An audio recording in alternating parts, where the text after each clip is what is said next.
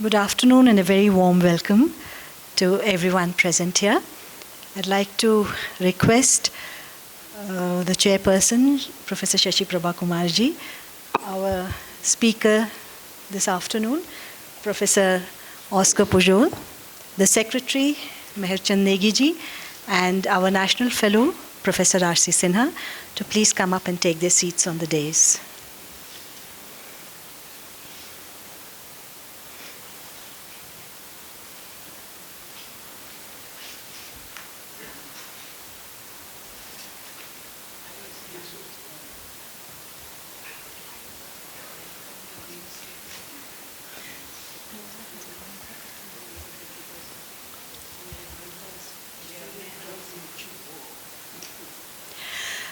Before we begin with this afternoon's lecture, we would like to have the conventional beginning to all our functions, the lighting of the lamp.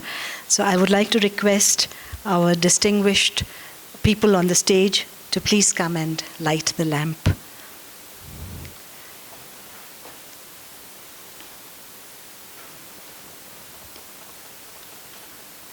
The lighting of the lamp has always been a part of all the cultures all over the world. It is not just the banishing of darkness by the light, it is also the illumination of knowledge and wisdom which banishes ignorance.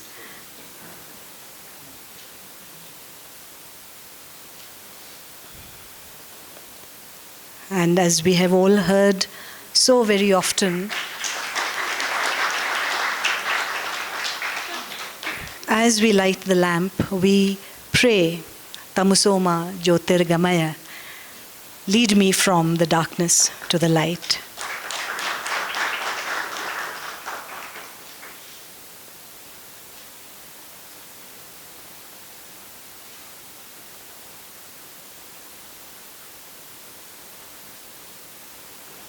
Thank you. Please take your seats. The director of the Indian Institute of Advanced Study, Professor Rabindra Nath Tagore, who is also the Vice Chancellor of the Central University of Punjab in Bhatinda, is unfortunately unable to join us in person this afternoon, and he is already logged in online, and I would now like to request him to deliver the welcome address. Professor Tagore, sir. Am I audible? Hello? Yes, sir, you're audible. Okay. Dr. Oscar Pujol, Riembau, Director and Founder, Insituto Cervantes, New Delhi. Our Honorable Chairman, Professor Shashi Prabha Kumar, Distinguished Scholar, Professor R.C. Sharma, R.C. Sinha, National Fellows, Associates, Officers, and employees of this eminent institution. Good afternoon to all of you. I take this opportunity to extend our warmest welcome on my personal behalf as well as on behalf of the Institute to Dr. Oscar Pujol, who has been kind enough to accept our very humble invitation to be with us this afternoon and deliver 9th Tagore Memorial Lecture. I would like to also extend our warmest welcome to our Honorable Chairperson, Professor Shashi Prabha Kumar, and all academicians gathered in the hall to enrich their knowledge base and understand better Rabindra Nath Tagore ji from eminent scholar. This has been the long standing practice of the Institute to invite eminent person to speak about the various dimensions of Tagore. As we all know, Gurudev Rabindra Nath Tagore, who was originally his title was Thakur, later on he was made Tagore. He was a great Bengali polymath. He began penning his own classical poems after being influenced by the poetry of ancient Sanskrit scholar Kalidasa. As the creator of Gitanjali. He made literary history in 1913 by being the first non-European and the first lyricist to win the Nobel Prize. With contextual modernism in the late 19th and the early 20th centuries, he transformed Indian art, Bengali literature and music.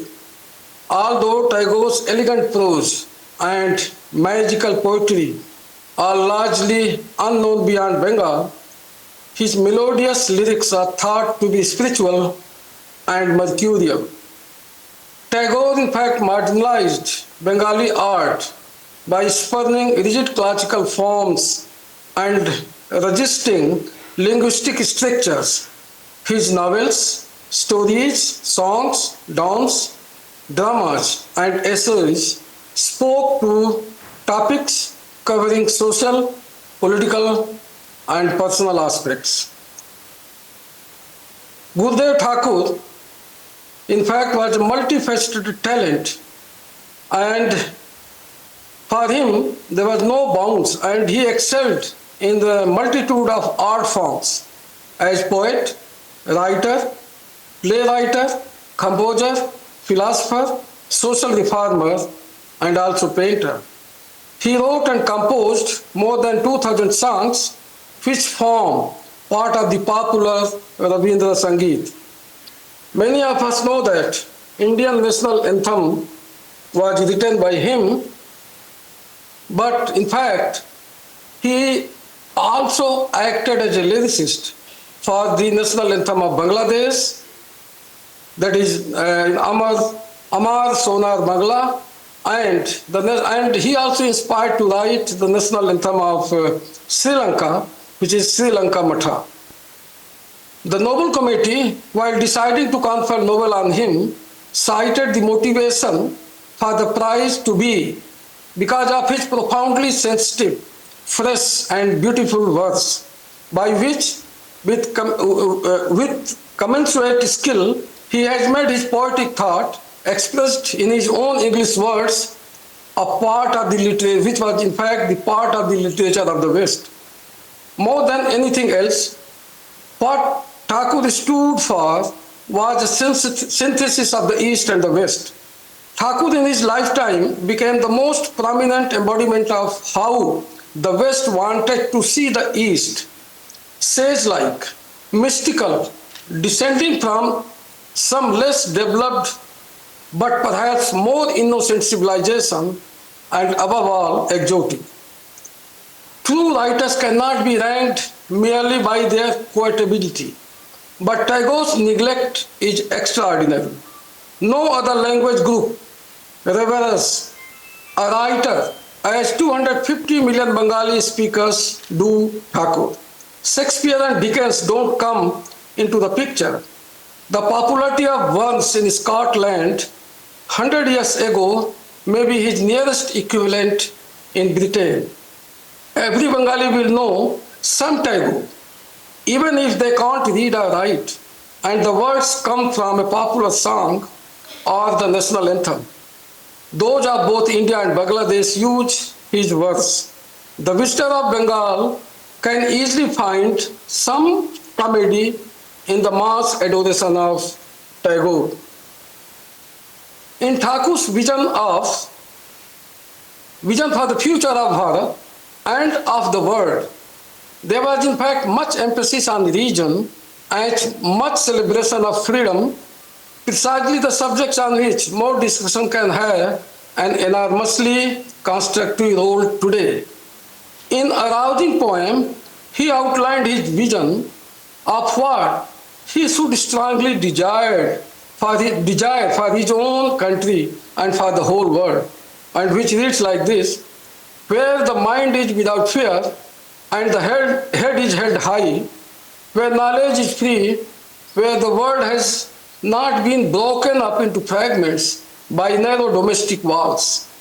The difficulty in Tagore's reception in the West itself can perhaps be seen as a particular illustration of a world broken up into fragments by narrow domestic walls.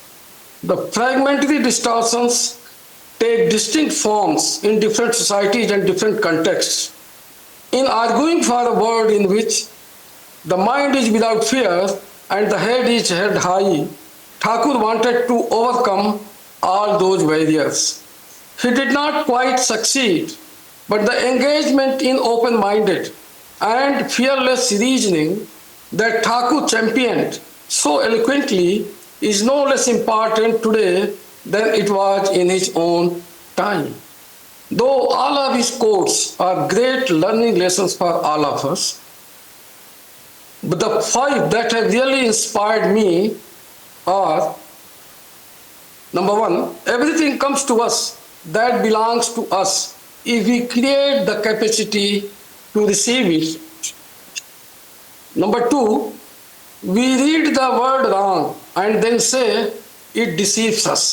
Number three, the highest education is that which does not merely give us information, but that makes our life in harmony with all existence. The small wisdom is like water in a glass, clear and transparent, pure. The great wisdom is like the water in the sea, dark, mysterious, and impenetrable. And the last one is, by God tree tries to keep truth safe in its hand with a grip that kills it. Perhaps the time has come for us to forget Thakur was a poet and think of his more intelligible achievements. These are many. He was a fine essayist and educationist who founded a university, an opponent of terrorism that then plagued Bengal, a secularist amidst religious divisions, an agricultural improver and ecologist, a critical nationalist. In his fiction, he showed an understanding of women, their discontent and dilemmas in the patriarchal society that was ahead of its time.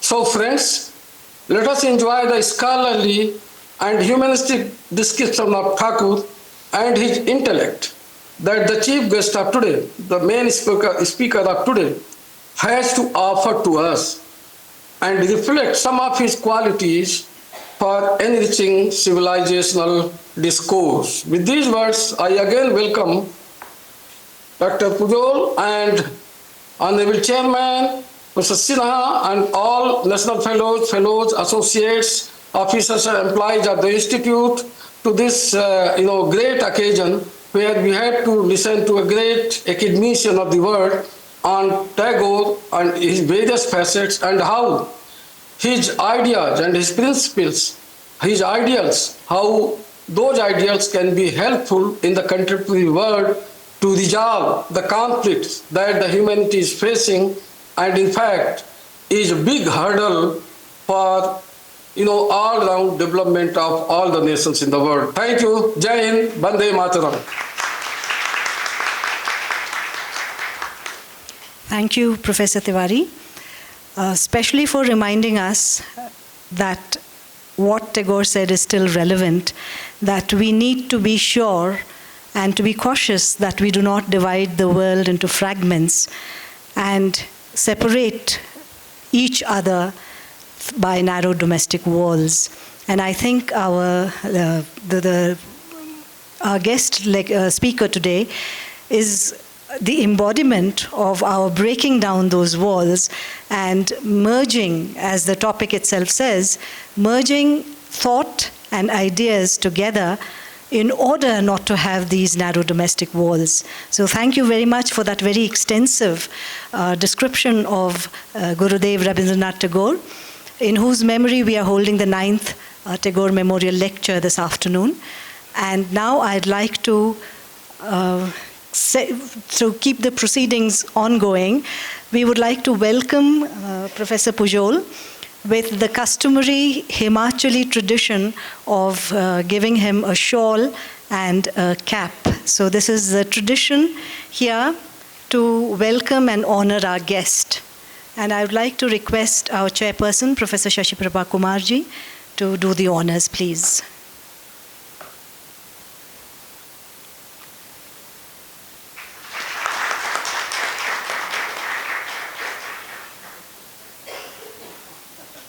So the shawl and the cap are not just made of warm material, they are also symbolic of the warmth in our hearts and the warmth with which we would like to have you here and keep you with us for a while. And I'd now like to request the Secretary, Shri Meherchand Negi ji, to gift him with a potted plant, again a symbol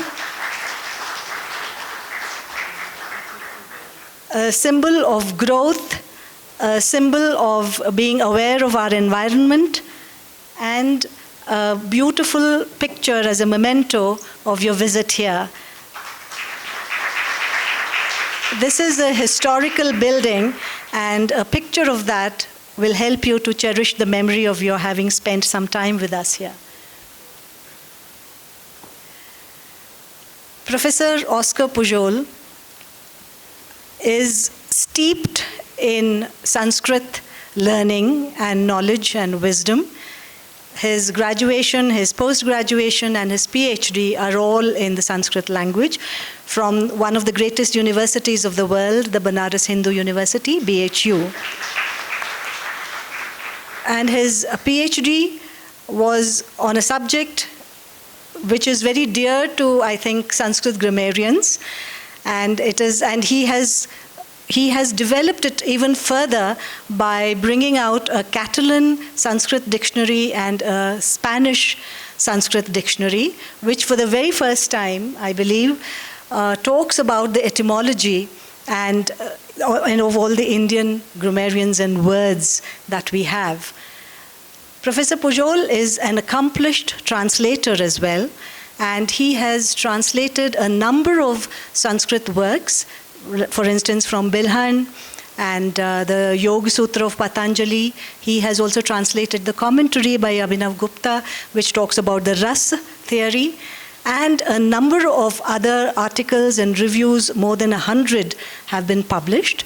And he has been instrumental in setting up the Casa Asia in Barcelona, which facilitates the exchange between the Indo-Spanish exchange, and which helps in bringing Indian degrees to Spanish students there, and vice versa. So he is a true ambassador, connecting the bridge between Europe and India in that very sense. And he has been the founder, he has established, and he's currently the director of the Insituto Cervantes in New Delhi. And that, of course, has been doing yeoman work in promoting Spanish among all those interested students, as well as teachers who are interested in learning and promoting Spanish at the same time. So what he is doing here today, what he will be talking to us here today, I already mentioned he's like a bridge between India and Europe. He's talking about mirrors, which is a very, very interesting metaphor, because a mirror can not only reflect, it can also distort. But at the same time, it takes perspective to really realize what the mirror is doing. So when India and Europe reflect each other an infinite number of times, the kind of perspective that emerges is what I think Professor Pujol will be talking to us this afternoon. And again, because we are talking about the quintessential Renaissance man, Tagore, in whose memory we are having this lecture, who always wanted to keep all the doors and windows open to all the influences of the world, but then to make sure that we are not swept off our feet by those influences, to retain our Indianness, but to welcome all the good thoughts of the world. I think that what Professor Pujol will be talking to us today will embody what Tagore thought and felt. And I'd like to invite you now, sir, to deliver your lecture. Yes.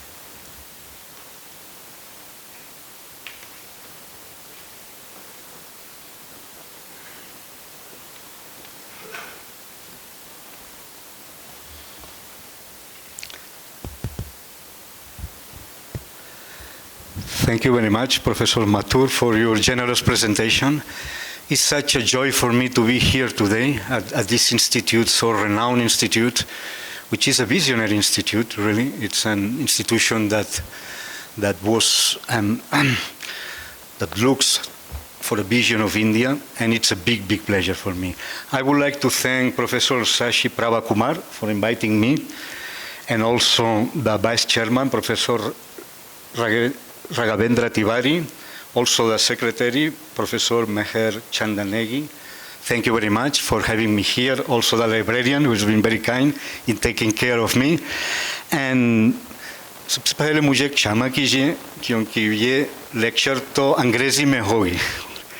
तैयारी तो अंग्रेज़ी में की थी, मुझे लगता है कि अंग्रेज़ी में भी ठीक होगी, लेकिन मैं जो पारिभाषिक लक्षण मैंने दिया है इसमें, मैं कोशिश किया कि इसका अनुवाद हिंदी में दिया जाए, ठीक है, क्योंकि इसमें तो स्पष्टता भी आ जाएगी, लेकिन मुख्य लेक्चर तो अंग्रेज़ी में ही होगा. Well, as I said, it's a big pleasure for me to be here, and the lecture is a little bit complex. And before starting, as a guide to the conference, as you see, the conference is called India and Europe, Facing Mirrors and Merging Reflections. So before starting, and just as a guide to this talk, I would like to say that we have 18 points in this lecture, okay? We would like to go through them slowly. 1 minute, we'll get my watch for time. You tell me about time, okay? But it will be very useful if we go at the beginning through these 18 points, and then we go one by one and see what we get out of it. So we will start the lecture with an introductory anecdote. And this introductory anecdote has as a main protagonist Dr. Karan Singh. This happened a few weeks ago. It happened in Delhi at the Insituto Cervantes. Then the next point will be the encounter that took place between India and Europe, the modern encounter, because there have been many encounters between India and the West, and the first one was with the Greeks, the Persians, and then with the Romans. But we will focus here with the modern encounter, especially the British encounter. No? And this is important to know when this encounter took place, I already said, and which kind of Europe it took place. Because Britain is not all of Europe, it's just a part of Europe. The third point, and this point was very dear to Tagore, you know, we will make a brief observation on the dark side of enlightenment. We'll talk. The bright side we all know, but we should also ponder on its dark side. And here I will introduce a Spanish philosopher called Rafael Argullol, who in 2002 entered into a dialogue with Vidya Nivash Mishra, the famous Hindi scholar and Sanskrit Pandit from Varanasi. The fourth point, I will speak about the methodology of the Enlightenment. And of course, here we'll have to refer to Francis Bacon, and we'll have to refer to a nascent new duality in Europe between object and subject. And we'll have to also refer to the reduction of valid human knowledge to objective knowledge. In the fifth point, we will just go through a brief reference to individualism, which is a very interesting concept and is a key concept to understand what is happening in the world today.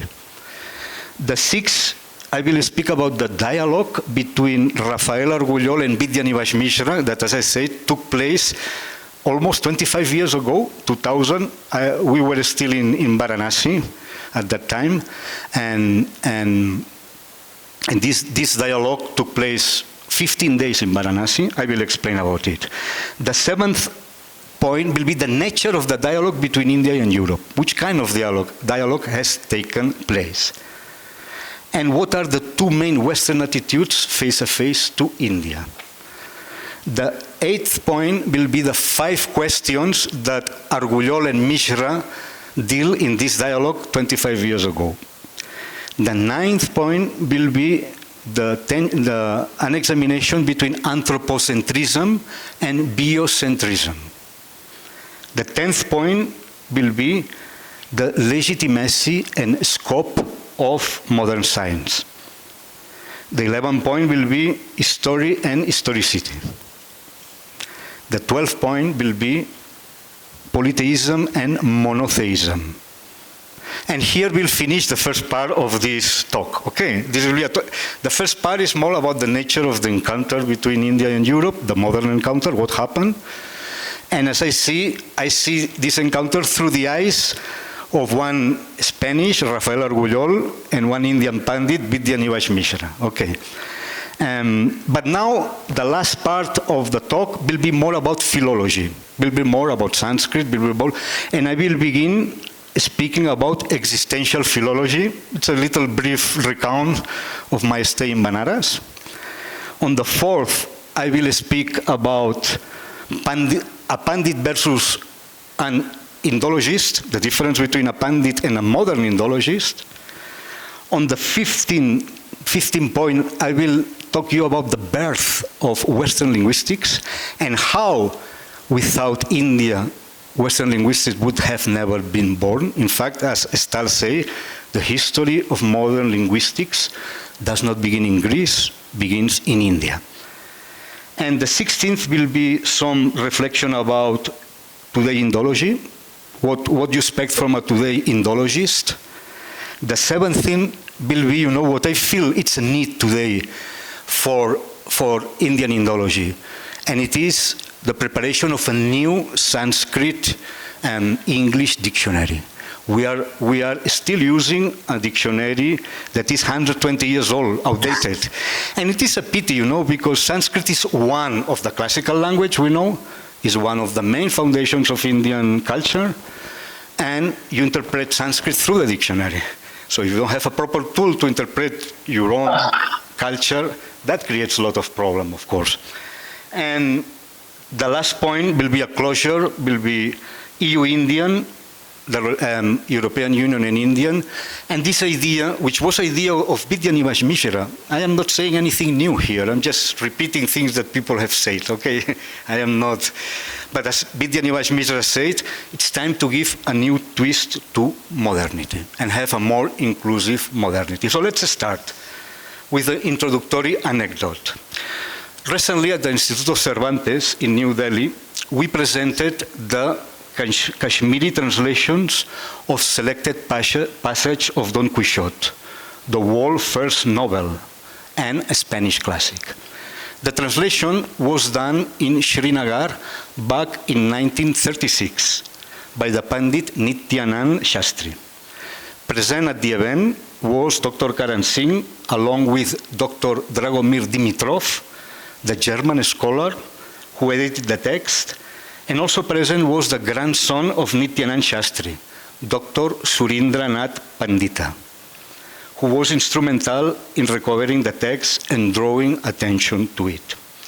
At some point during the presentation, Dr. Singh, while commenting on the idealistic nature of Don Quixote, he pointed out that he would never have thought that the world would revert to the state of all-out war that he had known in the past.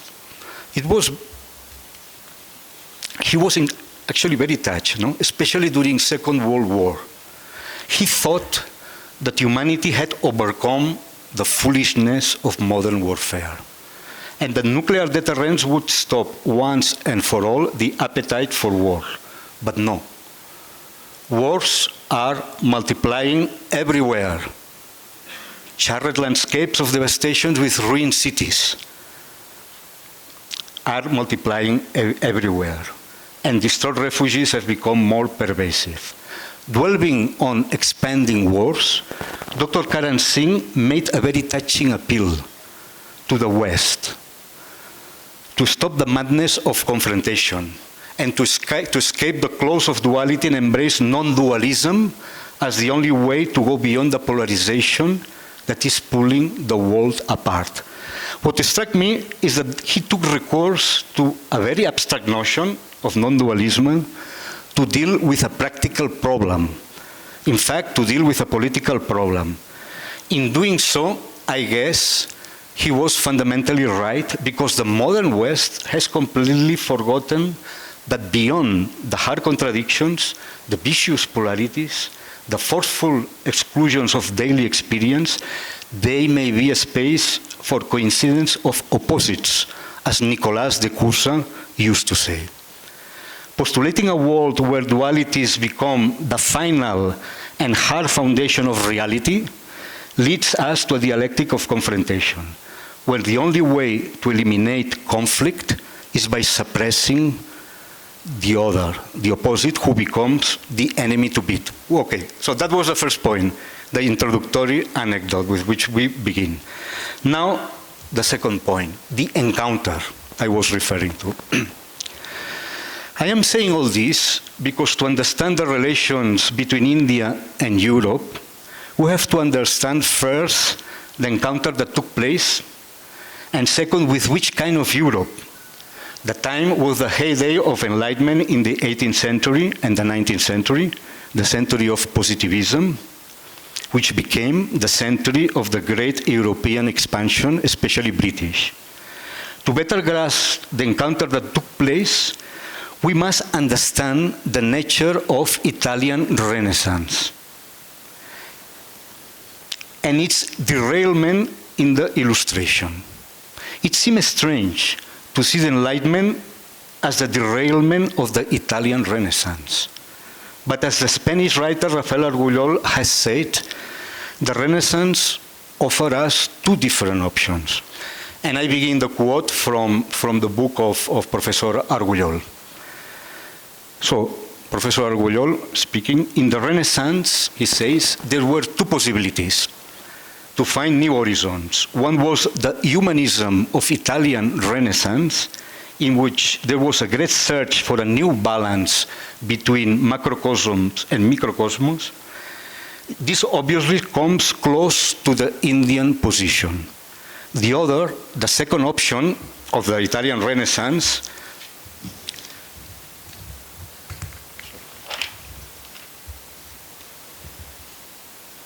the second option, which finally prevailed, understood man as the master of nature, as a colonizer and a conqueror.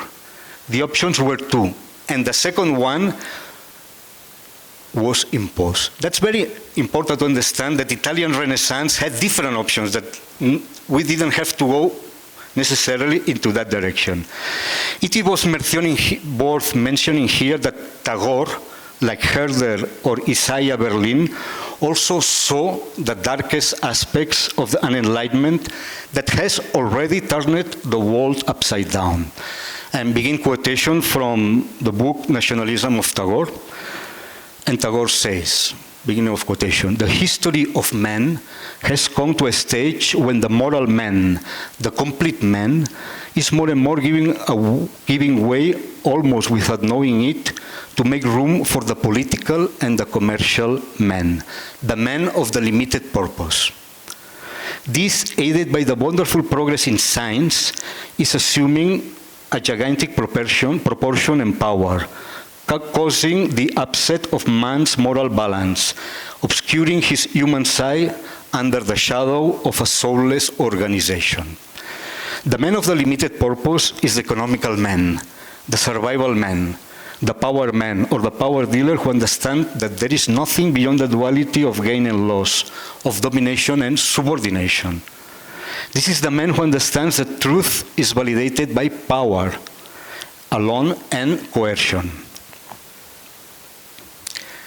And that coercion is the best way for shaping a society. Unlike Tagore, these people have no faith in men. Tagore saw very clearly that scientific progress would upset man's moral balance. Both Tagore and Gandhi, especially since the triumph of economic liberalism in the 80s, have been often derided as impractical daydreamers, who, although well-intended, were condemning humanity to a life of poverty and underdevelopment in self-contained village. This has been an appreciation of Tagore and Gandhi, very strong, even today.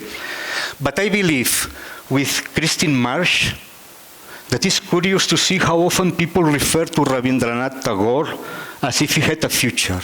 And not only as a timeless poet, which he is and he has, but specifically as the other Tagore, the Tagore who is written about, the Tagore who has left a vast amount of non-literary writing, much of it vestiges of his efforts to communicate his ideas to uncomprehending and unreceptive audiences. Anyway, this is a quotation from Christine March, and what I want to try to say is that there are plenty of people, not only in India, but in the West, and I am one of those, that we still believe that both Gandhi and Tagore have a future. They are not only things of the past. And that they were ahead not only of their time, almost 100 years ago, but they were ahead of this time that we are now. We didn't understand them. We took both Gandhi and Tagore as we wanted to take them, as freedom fighters, as builders of a culturally renaissance and independent India, but we didn't take them as truly visionaries, able to see an Indian way of facing modernity, a real Indian way of facing modernity. They understood very well that below the glamorous facade of science, prosperity, and progress, another nameless project was lurking, a project that would begin with colonization, continue with the depletion of natural resources, and end up by upsetting the balance of Earth's climate. Yes, I think Tagore would have agreed that enlightenment had been some kind of derailment, even if we have to acknowledge that there is no going back. Good. So this was the third point, actually. And now we go to the fourth point. And the fourth point will be the methodology of enlightenment. Which methodology was used in enlightenment to create all this? Well, this derailment was given a proper methodology by Francis Bacon. He was building, and this is very important, on a nascent modern dualism. Dualism has been always there. And we have Sankhya, which is a dualist system, even if it believes in a non-dual knowledge. We have to say that about Sankhya. But dualism has been always there, and it's not intrinsically bad, of course, not at all.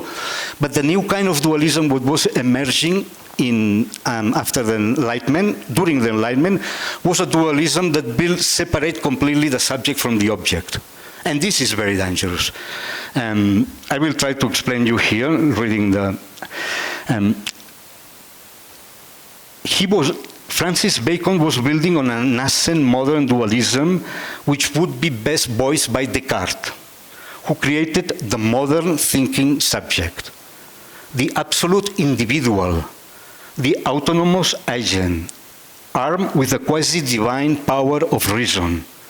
Once we have created the self-sovereign subject, we can set up an epistemological framework where an independent subject is able to observe an equally independent external object.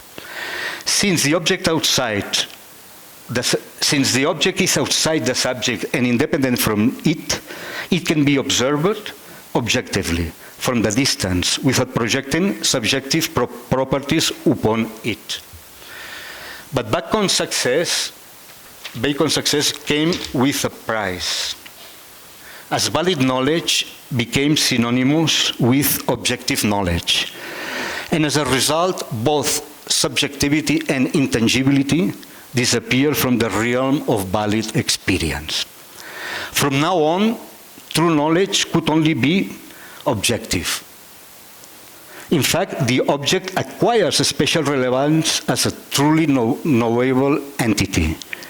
Non-objectively knowable entities become less important, like for instance God. God can be known, not known. Or at the same time, the autonomous subject grows into a phenomenal stature, becoming the sole authority in knowledge by virtue of his reason and the only arbiter of morality on the strength of his autonomy.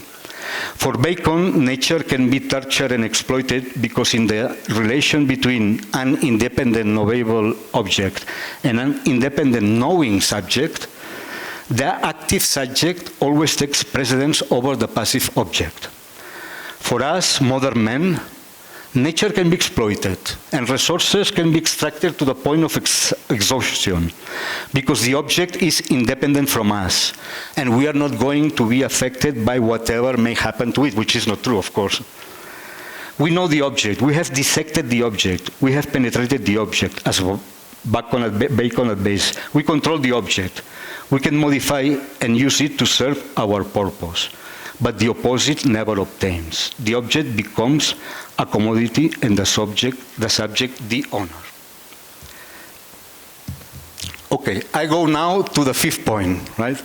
And the fifth point is a very brief reference to individualism, because in this setting, the setting when you have a complete independent subject, which is, it's unrelated to the rest, the freedom of the individual becomes paramount.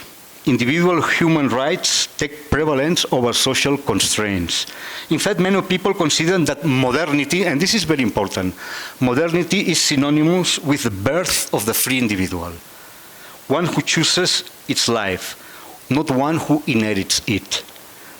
The passage from a collectivist society to an individualistic one is considered the hallmark of modernity. In this regard, it is useful to see that many of the so-called intercultural problems, that we say intercultural problems, can be easily explained as a passage from a collective mentality to an individualistic one.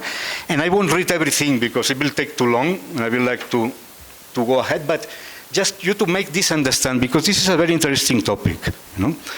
I was born, when I was born in Spain, our societies were collectivistic, like in India. Then we became modern, so we became individualistic, okay? And the values of a collective person and an individualist one are opposite. I will just say 6 of them. And then you understand that the dialogue with a person who comes from a collective background, with a person who comes from an individualist background, is going to create many problems, because their values are the opposite set of values, okay? And this is happening everywhere.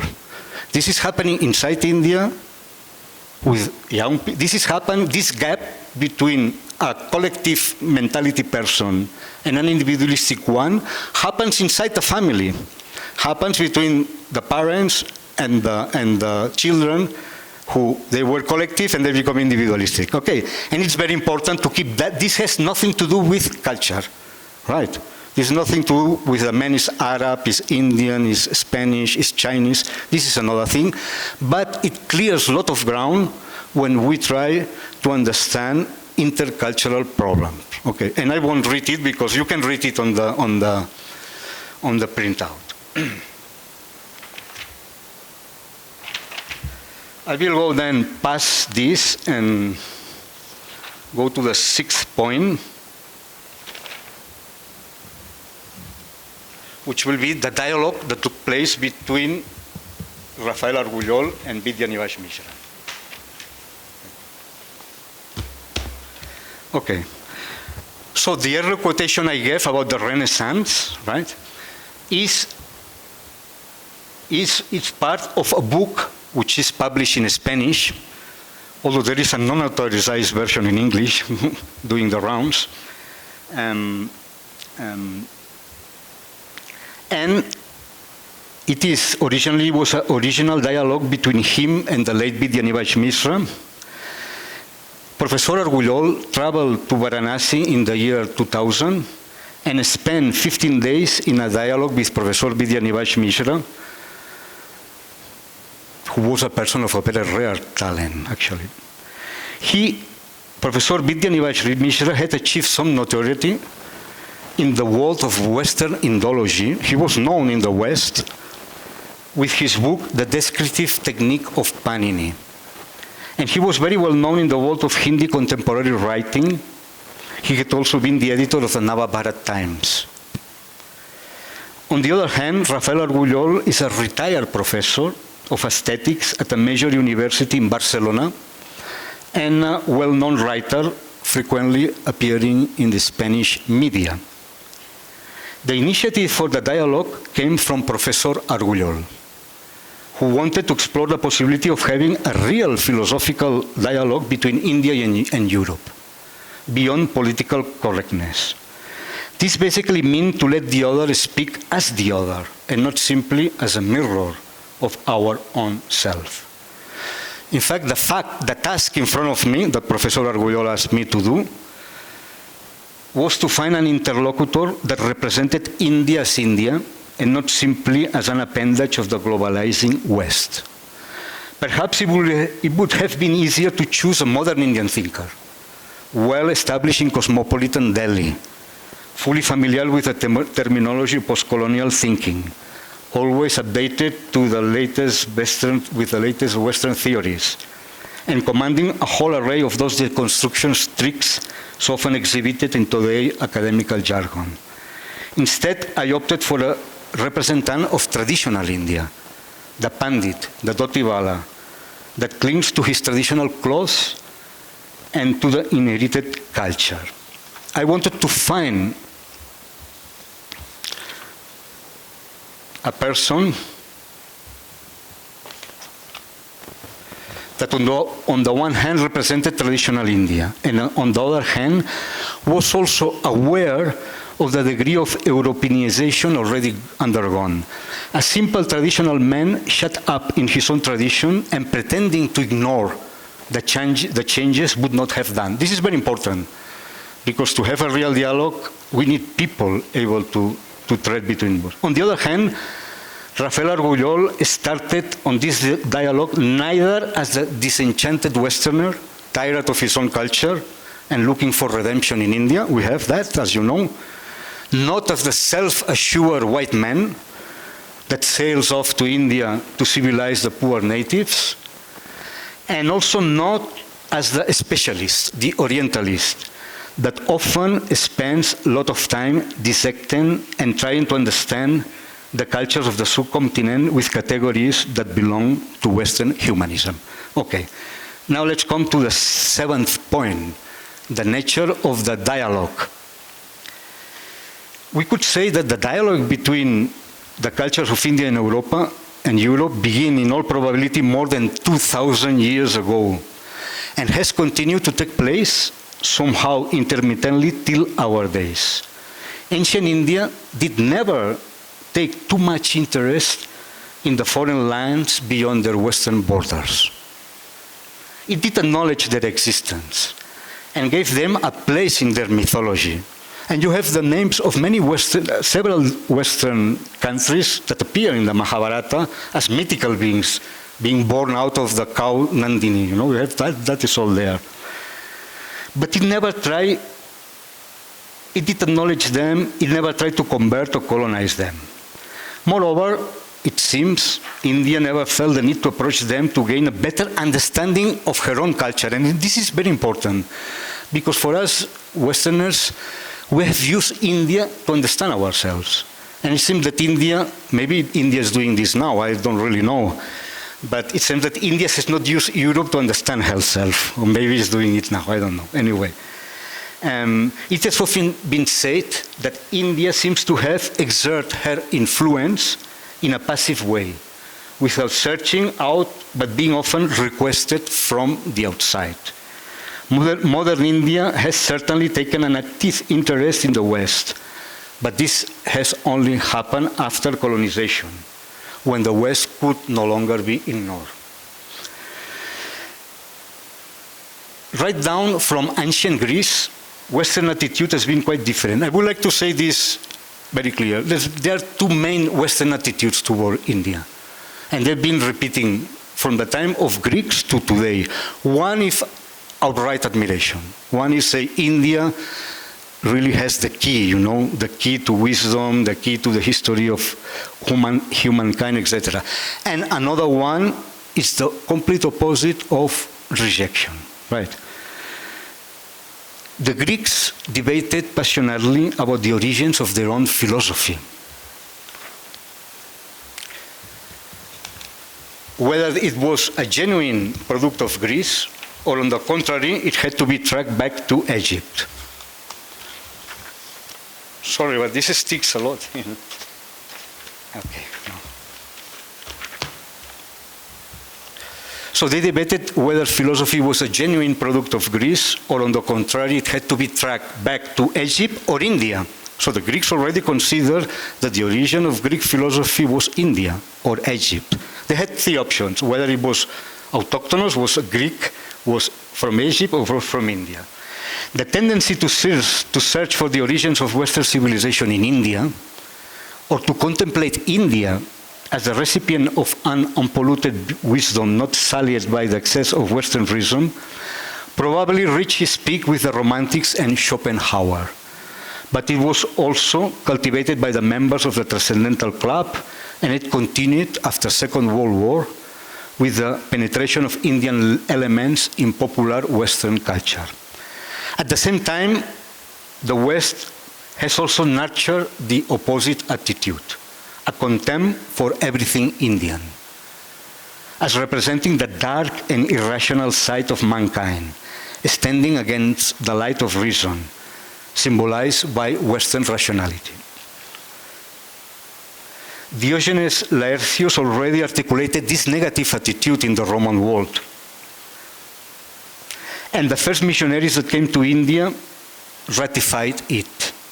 It was further molded by Hegel and Marx, strengthened by Weber, and finally sanctified by Husserl, right at the beginning of the Second World War. Well, having said so, now next question will be the 5 questions that were discussed by Argullol and Mishra. And these 5 questions are important because I think they touch fault lines of the relations within the modern West and India. I will just go through the questions very quickly. The first question is the macro-microcosmic axis, the universe and the individual, psychology and cosmology. The second question is, just to say a very brief, the question of the macrocosmic axis may sound strange to you, but basically what it means is the whole axis. It means that there is a string that goes through all the world. In Sanskrit, we have the concept of Sutratma. And we have also the concept of the Shiva Linga, that is the axis of the world, axis of the universe. I will come to this later. This was a typical idea of the Renaissance that after got dismissed because science doesn't believe in it was not found, cogent. The second question is anthropocentrism. The third question is time and history. And the fourth question is about religion, right, and myth. And the fifth question is, it is possible to have a real dialogue between cultures beyond a mere exchange of formalities and good intentions that are politically correct. So these are the 5 questions, and as I said, the first 4, the fifth one, it's a general question about whether a dialogue between cultures is possible at all, or it is impossible. But the other 4, as I said, are main fault lines of different ideas within the modern West and traditional India. And let's start with anthropocentrism. That's because we in Europe were strongly anthropocentrist, right from the time of Greco-Latin culture. And when this came on the table, we were discussing, as I said, modern anthropocentrism relies on the concept of a modern autonomous self. And if anthropocentrism is the trademark of the West, Mishra claimed that the Indian culture is biocentric. Okay, you can say, I said that I was translating that into Hindi.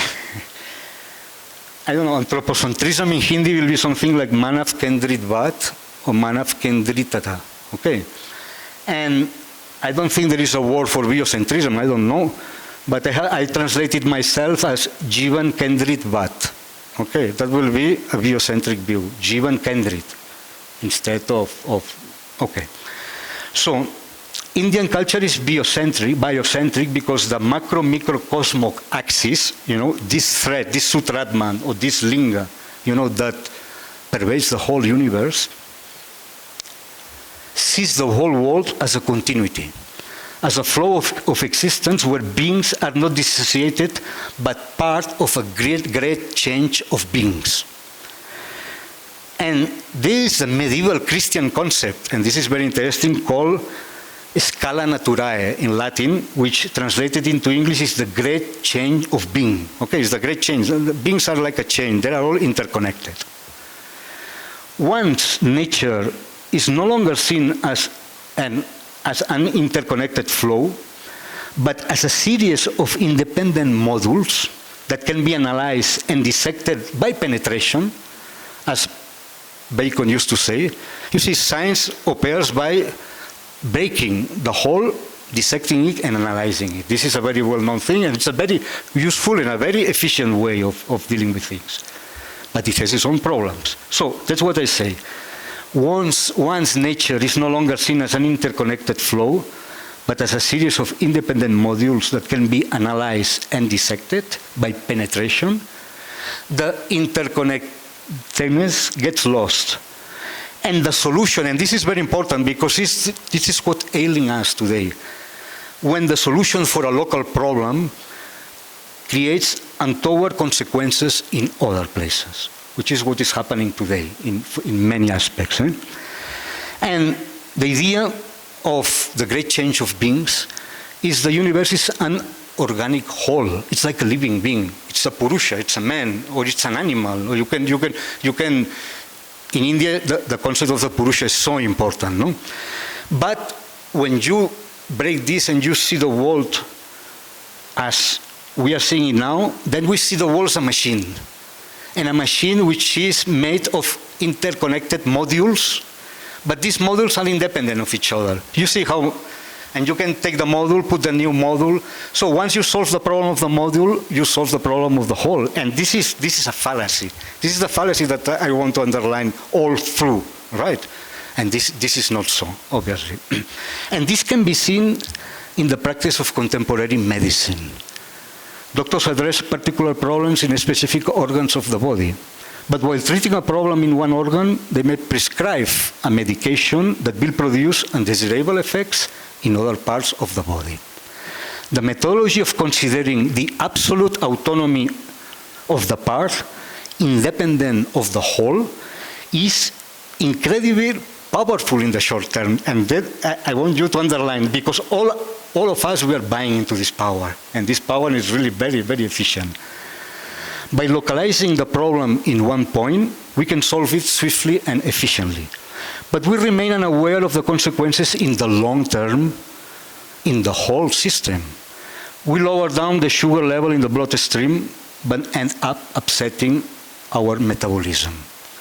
This is so because we understand the whole as the sum of the parts, and the real world as a set of modular pieces that can be replaced at will. The same is happening at the planetary level. What is happening in the body is happening with the planet. And if you see today engineers and you will see a lot of talk of modularity. And modularity is very good, but for machines, not for organic beings as we are. Anyway, so we go to the 10th point, which is scope and legitimacy of modern science. Okay. It is essential to keep in mind that the legitimacy of modern science and the scientific view rest in its expediency, right? An expediency we translate as samarthya, right? Or we can give a Buddhist translation of this, kriya karitva. That will be the translation of expediency, kriya karitva in Sanskrit. Gets things done, really. Experiencing the capacity of science to predict and to quickly solve problems that were intractable and earlier were only dealt through magic and superstition. But what if we were wrong? What if we were wrong? And here I'm quoting from a bestseller, the book, The Uninhabitable Earth, from 2019. It's a bestseller, it's a common, by David Wallace Wells, and he says, beginning of quotation, what if we were wrong? Perversely, decades of climate denial and disinformation have made global warming not merely an ecological crisis, but an incredible high-stakes wager on the legitimacy and validity of science and the scientific method itself. It is a bet that science can only win by losing. And in this test of the climate, we have a sample size of just one. This last sentence is so meaningful. the sample size is just 1. It's precisely the whole and not the part.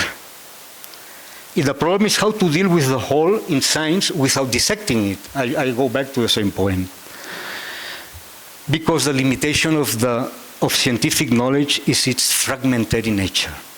And it seems to me that the scientific method itself precludes any possibility of arriving to an unified theory of physics, because the method itself is encompassed within the whole, the universe, and therefore is not able to describe a higher level of reality.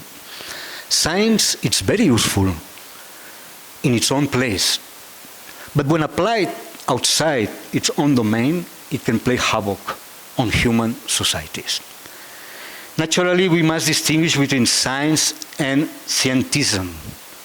And I give here the definition of scientism according to Merriam-Webster's. It's not my own definition. And scientism will be an exaggerated trust in the efficacy of the methods of science as applied to all areas of investigation. Of course, science has to be preserved. There is no question about it, but not scientism. And I think that scientism pervades often in unnoticed and subtle ways our whole mental setup today. And we don't realize it because, anyway. And it is not, I will say, it's not that we have ecological disasters after science and enlightenment. It's not like that, obviously. No? We can make man-made ecological disasters were well known in ancient times and classical literature. Both East and West can give us many examples of ecological disasters back in antiquity. But it seems, but at least it seems, that in pre-modern societies there was an awareness that the predatory urge of man should be reined in. It seems that today there are no checks on this human predatory instinct, which is a normal. We have that instinct, and we don't have, it's normal.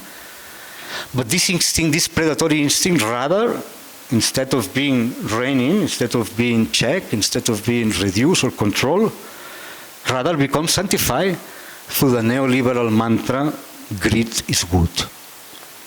In this regard, in Sanskrit literature, we often encounter what I am calling anthropogenic chakras. Okay, this is something that I translate into Hindi, because these anthropogenic chakras, you find many of them in the Rig Veda, in the Gita, in the Upanishads, in the Puranas, in the Mahabharata. I translate as Manav Janit Chakra. Okay, and it means this is to say the life-turning wheel that results from the influence of human beings in nature, of the action of human beings in nature. And it seems that our Sanskrit writers were very aware of that.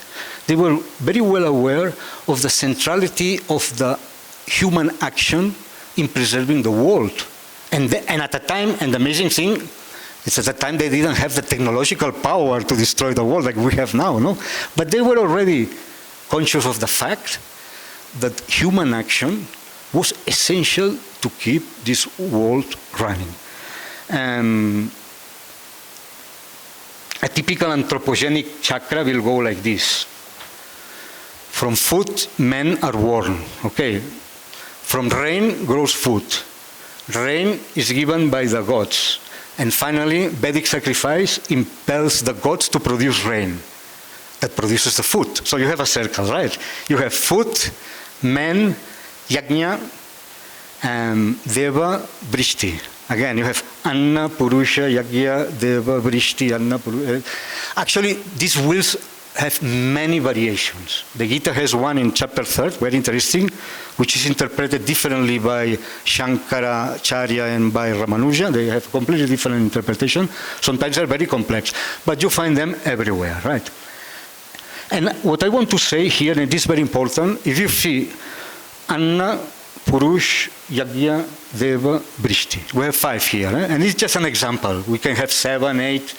We can analyze each one of these Manap Kendrit chakra, which are all of them. But the important thing, and here I retake an idea of Raymond Paniker, who was Indo-Spanish scholar that lived many years in Varanasi, that he says that he spoke of a cosmotheandric principle, cosmo, theos, and andros, the universe, God, and man. So these three things, right?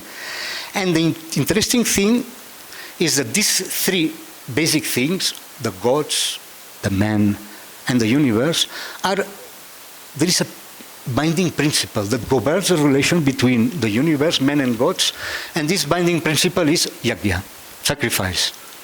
The Gita explains it very clear how this goes.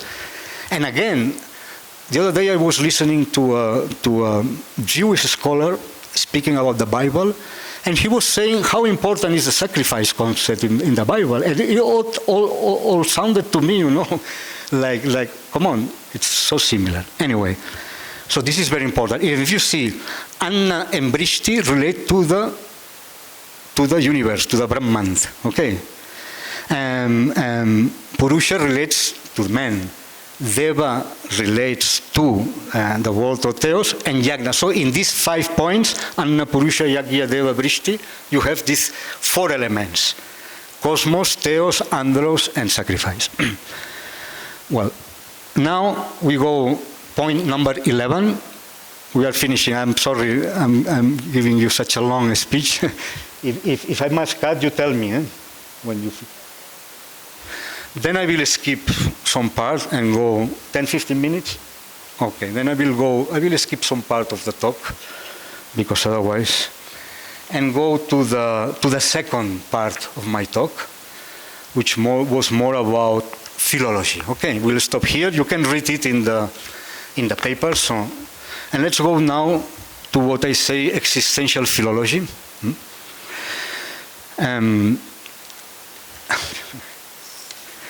First thing I have to say is that I consider myself a blessed person, because I had the privilege of living 16 years in Kashi, studying Sanskrit with traditional pandits. And I would like to say something. I was not alone there. I was with the person who is here, my wife, the person who inspired me to go there also.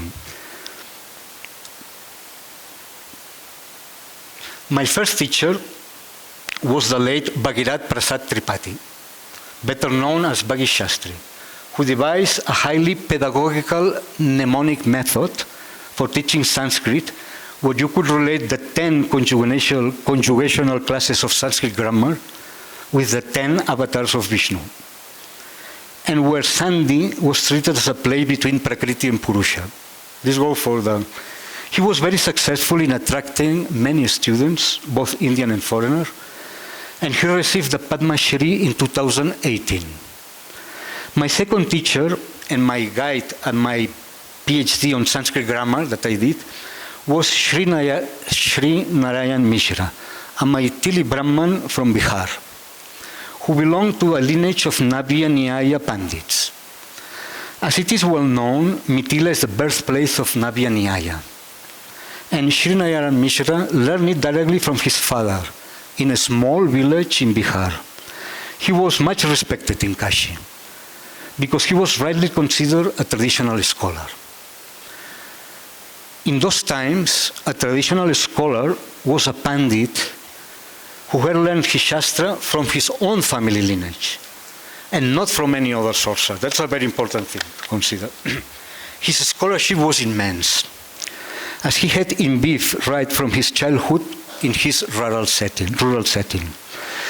The best Western Indologists used to visit him from America, England, Germany. Many Westerners used to go him to get help when reading Sanskrit texts.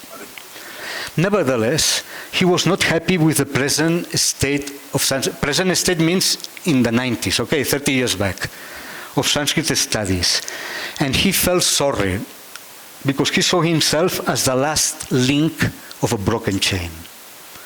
In fact, he was very dismissive of the teaching methods of modern Indian universities following the Western method. We could go here now for a long, but it's not the time. It's very interesting to see how a traditional Pandit sees a modern Indian university, no? And the way traditional subjects are taught there. He considered that there were too many subjects to be covered, and only stray bits of them were prescribed to get a testimonial knowledge of them, but not real depth. He was also very skeptical about the health of Sanskrit in Varanasi at the time in the 90s. I think that's one of the most worrisome aspects of the present state of Sanskrit tradition, the interruption in the transmission of knowledge among traditional Pandits. Certainly, and I keep saying this for the last 5, 6 years, and I feel very sorry. I mean, and of course, I don't know all the schemes that are there, no? And it's a very complicated thing, because when a tradition dies, you don't revive it with money. You need something more than money. And it's very difficult to get this back on his. But traditional Pandits need a lot of help. They do really need, and they do really very creative schemes, to recover and to all this tradition. Certainly in the 90s, in the 80s and 90s, in Banaras, still we had Pandits like Vidya Nivash Mirza.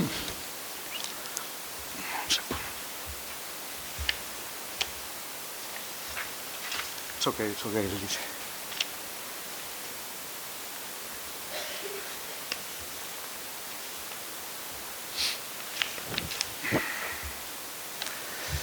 Like Shri Vidya Nivash Mishra, like Shri Narayan Mishra, like Bhagi Shastri, like Riva Prasad Dwivedi, Kamlesh Datta Tripathi, Ram Shankar Bhattacharya, Hemendra Nath Chakravarti, just to name a few. All these people are no more. Even great European scholars we have in Banaras, like Mark Diskowski, Bettina Bomer, who is very well known in this institution. These are Westerners that have been there for 50 years. They have such a thorough knowledge of Sanskrit as Professor Prava knows. But still we have towering figures, like Lokesh Chandra, still alive, no? And even Radha Vallabh Tripathi is still among us. If the tradition is to be preserved, I say traditional Pandits must be protected, and encouraged, and properly funded, even if money is not everything. India will lose a lot if the Sanskrit parampara is irremediably broken. The Pandit, now point number 14th, the Pandit versus Indologist. Okay. This is not the place to draw the difference between a traditional Sanskrit scholar and a modern Indologist. Suffice to say that for a traditional scholar, interiorization of knowledge is of utmost importance. This takes place through memorization, understood as an essential process of learning. For a modern scholar, the important thing is to know where to find the desired information. You ask a question, and the Pandit will recite a shloka. You ask a question, and the modern scholar will give you a bibliography. It's a joke, but it's something like that. I do believe that there is no contradiction between both answers. Because if there is one thing that both the Sanskrit tradition and modern scholarship have in common, is respect for reason, argumentation, and logic. Learning by heart a text and keeping it under your skin and at the tip of the tongue enlivens the text inside you. It becomes alive, and you begin to see new angles, nuances, and relations between the meanings of the text. Moreover, you see the text in its fullness, and not in a fragmentary form. Bhagi Shastri used to tell me that as a child, he was forced to learn by heart the Ashtadhyayi, and that he saw no point in doing so. Only a few years later, he understood the reason behind, because when he really started studying Paninian grammar, all the sutras stored in the memory during childhood appear automatically to his mind, as if they were dancing before his eyes, were his exact words. Modern Indology has bestowed Sanskrit studies with the diachronic or historical method, and we couldn't talk about that. And this is a departure from tradition. But I do believe it gives very useful information on the growth, development, influences of different schools. Historical dictionaries are wonderful tools that give you the biography of a word as it appears for the first time till the latest occurrences.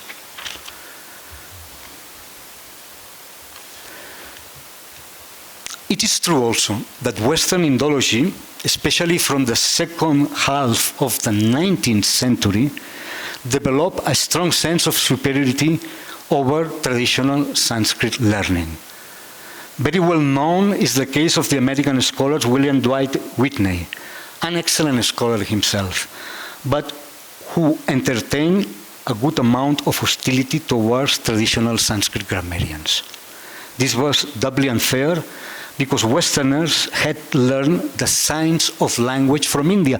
And this is very important. This is the next point, 15th, the birth of Western linguistics. Because as I said,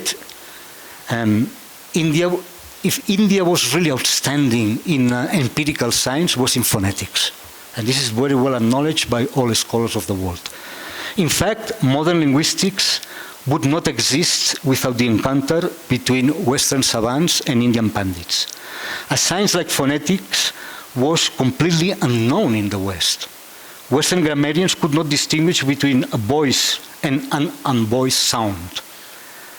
Indeed, the basic terminology of modern phonetics comes from the findings of Vedic reciters, as systemized in the Pratishakyas, the first scientific phonetic treaty.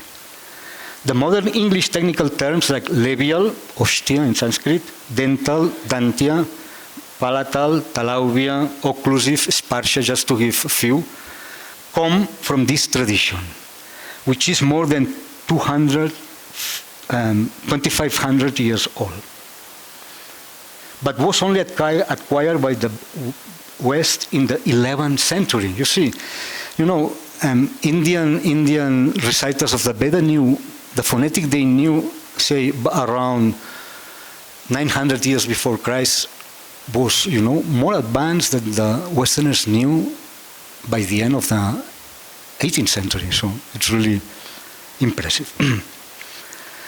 Not only the Sanskrit grammarians already knew the existence of morphemes and lexemes and were able to distinguish surface structure and deep structure reflected in the Sanskrit terms of vibhakti and karakam. Okay. Chomsky, in fact, has said that the first generative grammar in the modern sense was a Paninian grammar. And I quote very briefly here a great Western scholar, I think he's no longer with us, which was Stahl, and he says very clearly that the story of linguistics does not begin in Greece, but in India. That in the ancient Greece, science of grammar did not develop is partly due to the fact that letters are not in any significant sense elements from which words are construed. What they do is providing information about spelling. The confusion between grammar and spelling has pervaded European ideas about language for many centuries, and is still occasionally to be found. The same holds for the related misconception that grammar... Anyway, what I want you to understand is that India, was much better at linguistics than Europe is because of the Indian oral tradition. Greece had a written tradition. Now, when you have a written tradition, you look through language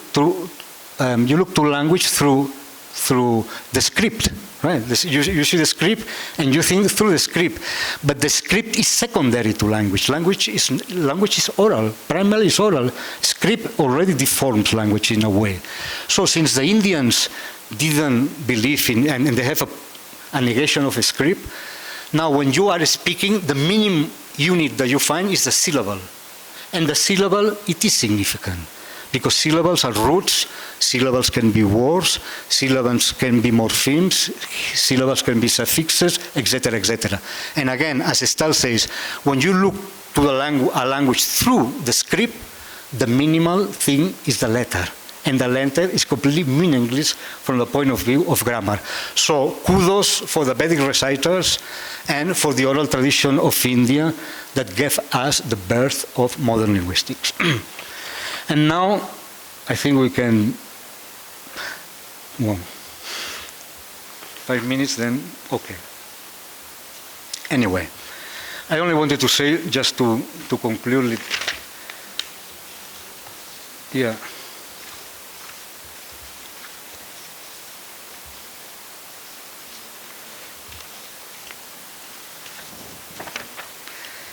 Yeah, I will speak now about the dictionary. We will go in finishing. One thing that is very important, I think, to be today an Indologist or a Sanskrit scholar is doubly taxing. It's much more demanding, because I think you have to know both systems, or at least not to know them in deepness, but be familiar both with the Western method of diachronic linguistics and with the traditional Indian method. That's one, and that is what I have tried to do in my own dictionary, as Professor Mathur was saying. In my dictionary, the Sanskrit Catalan and Sanskrit English, I have done something new, which is putting together the etymologies from Sanskrit etymologies from Western linguistics, and there is a wonderful etymological Sanskrit dictionary by the great German scholar Meyerhofer. So on one side, you have the origin of the words according to Western historical linguistics, and on the other side, you have the version according to Panini, right? I would say that 80%, even more, of the etymologies will be the same, because both. It's only on the Unadi Sutras where we have some problems, especially, not only, but just to give one instance of what it means to have both etymologies. For instance, the word Tulasi in Sanskrit. This is not in the lecture, okay? You won't find here. The word Tulsi in Sanskrit, according to a grammar, to Panini, it comes from Tula, and the meaning, I won't go, it's a Tulania, because Tulsi is a Tulania, okay? But according to Western philology, Tulsi comes from Dravidian, and they are Dravidian words, very old. So we have to know all this information. I don't say that one is right and the other is wrong, but we have to know all this. Okay, and just to be closing about this, I say that I think it's really, to me, it's almost a matter of shame that after 120 years, we're still using the same Monier-Williams dictionary, which is a completely outdated dictionary. Everybody knows that. And being outdated is nothing that diminishes the value of the dictionary, because lexicography really has advanced a lot in the 20th century. And now there are common criteria on how to prepare dictionaries. We are not in the 19th century. So when I did my two dictionaries, the Sanskrit Catalan and the Sanskrit Spanish, the only thing that I did was to try to use all these new lexicographical criteria and apply for a modern dictionary of Sanskrit. And in that vein, I really think that the preparation of a new Sanskrit English dictionary is a must for India. Monier-Williams has about 1.5 lakh words. And we could do very easily now, because we have computers, we have resources, and we have a lot of secondary literature, a lot of glossaries. They are available that were not available 120 years ago. We must take advantage of this. And I believe, and that's basically what I was saying, I really believe that India deserves its own dictionary for one of its main languages that is a foundation of her own culture. It really, and it could be done now. It's not a difficult task. I mean, you need good funding and you need a serious commitment. But the most difficult thing when you are doing a dictionary is to know the criteria that you will use in writing this dictionary, to know the scope of it, to whom is addressed, if it is a historical dictionary, if it is a Vyavaharic dictionary, a practical one, etc. And this is the most important thing. Okay, now I will conclude with the 18th point. And I hope you know that we will meet again here, maybe after 10 years, who knows, with a new Sanskrit English dictionary, replacing once and for all the Monier-Williams. But before concluding, and this is and I would like to say, you pay attention. Now India is not emerging, India has emerged. India is such now a powerful player in the international relations, as we all know. But remember, the West built his soft power through philology. through literature. And you know it very well because you study British literature much more than we Spaniards. The West built his soft power through literature. Now we all admire Shakespeare, we all admire the Greek authors, and we all admire the Latin authors, but nobody admires the Sanskrit authors because you haven't done this work yet of building your philology and using your philology as soft power, you know, to give the importance of the Indian tradition. And before concluding, I would like to ponder again on the two facing mirrors of India and Europe, and on the possibility of merging reflections to build a creative relationship. I do believe that India and Europe have so much in common. It's not by chance that they share the same motto, unity in diversity. We share the same principle. Besides, there are no other political entities in the world with so much diversity in them. The EU has 24 official languages and 27 member countries. India has 23 official languages, 28 states, and 8 union territories. Both EU and India can boast of being the precursors of democracy, because we know the ancient forms of democracy prevail both in Greece and in India. And also, I believe that both Europe and India have an unparalleled concern for human values. If Europe insisted on equality and human rights, India invented the concept of non-violence, which is much maligned today, the concept of non-violence, and we should ponder also about that. And propose universal compassion as a major moral tenet. Karuna was there, and Christianity also put a lot of stress on compassion, but Buddha also started this. Anyway, if Europe insisted on equality of human rights, India invented the concept of I say that.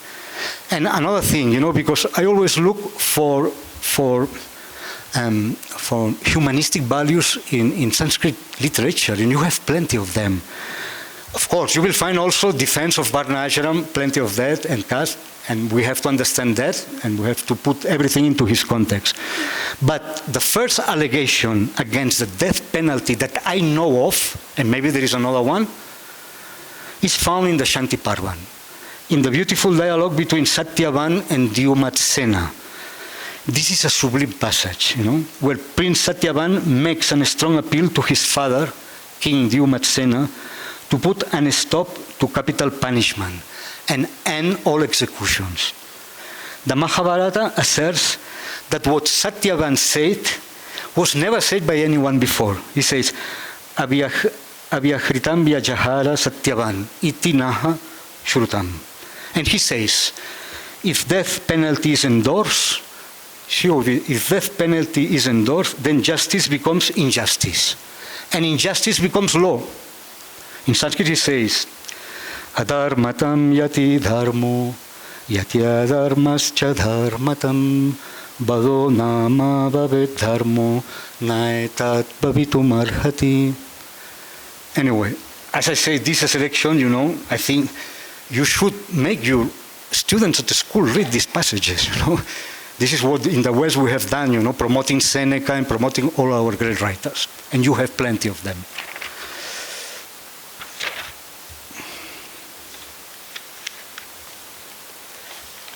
Well, all this is well known, what I said, in fact, you know, and there is no need of spending any further.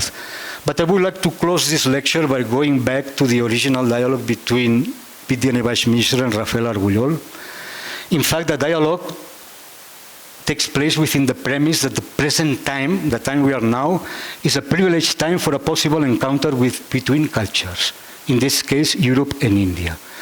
At a certain point in the dialogue, Mishra referred to the present time as the beginning of the end of the old modern world. According to Mishra, the old modern world began in the 17th century and ended at some point in the 20th century. Although its end, he argued, was not entirely clear. Maybe it's still going on, most probably. The reason being that the world today is still loaded with ideas that belong to the old modern world. The hope that Mishra entertained, truly against hope, and Mishra all the time was saying, I am hoping against hope. Okay, that was one of his.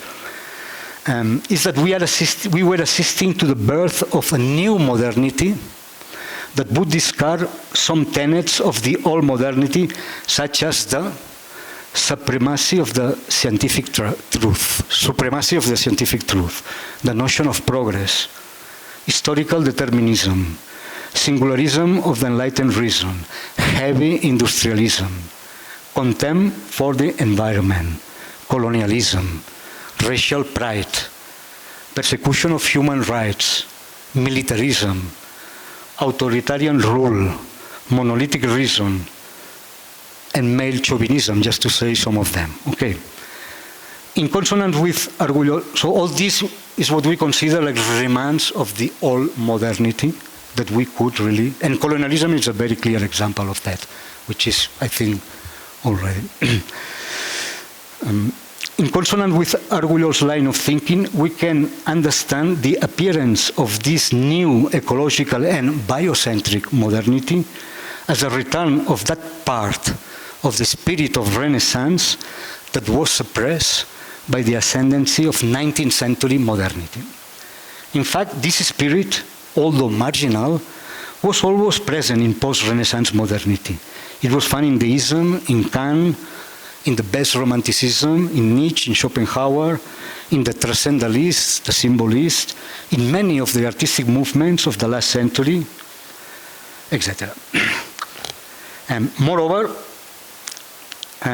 we have spoken of individualism and collectivism, but it is clear that we cannot remain trapped in this dangerous duality, where we are either modern individualist or traditional collectivist. Okay, we must also go beyond that and break this tension between individualism and collectivism. This is a key question, because this creates a lot of tension, you know.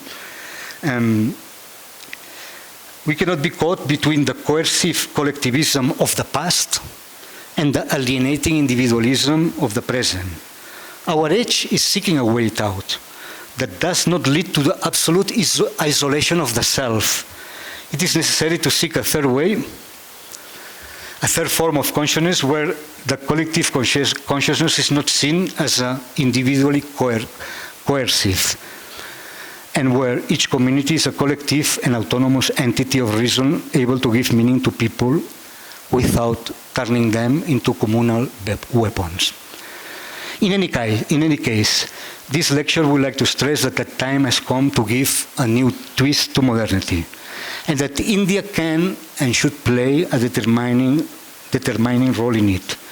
We should declare the death of all modernity and end with the opposition between tradition and modernity, spirituality and reason, unity and diversity, society and the individual, and to make sure, by bringing non-duality alive, as suggested by Dr. Karan Singh, that the South and the North do not engage in a mortal combat. Thank you very much.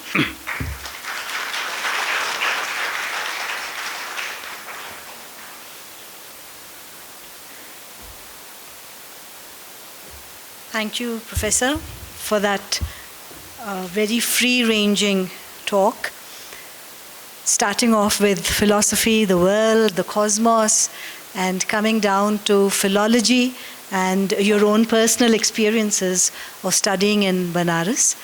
And on a lighter note, most of us have been introduced to Spain through the man from La Mancha, Don Quixote, and I was very glad to see that you were not quixotic in your observations, and it was very good to be introduced to Spanish philosophers, to listen to the kind of dialogues that they had, and it was particularly interesting to hear about the dialogue, which I think was later printed as From the Ganges to the Mediterranean.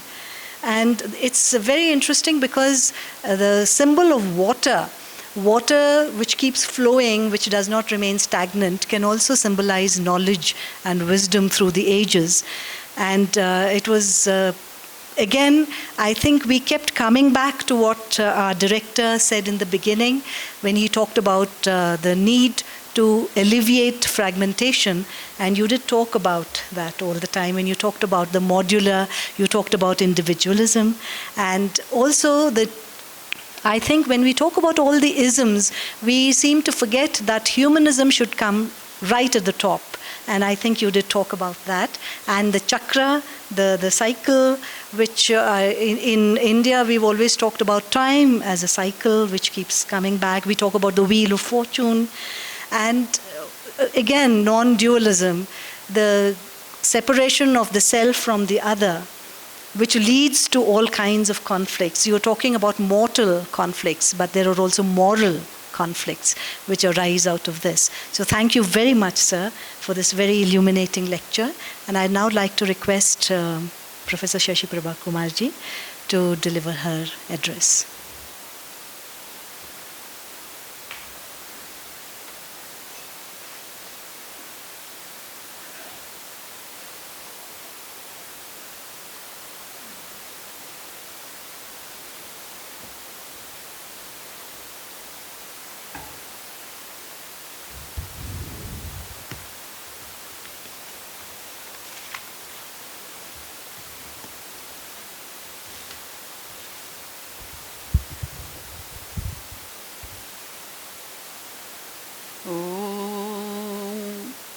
भद्रं कर्णेभिः शृणुयाम देवाः भद्रं पश्येमाक्षभिर्यजत्राः स्थिरैरङ्गैस्तुष्टुवांसस्तनूभिः व्यशेमहि देवहितं यदायुः ॐ शान्तिः शान्तिः शान्तिः।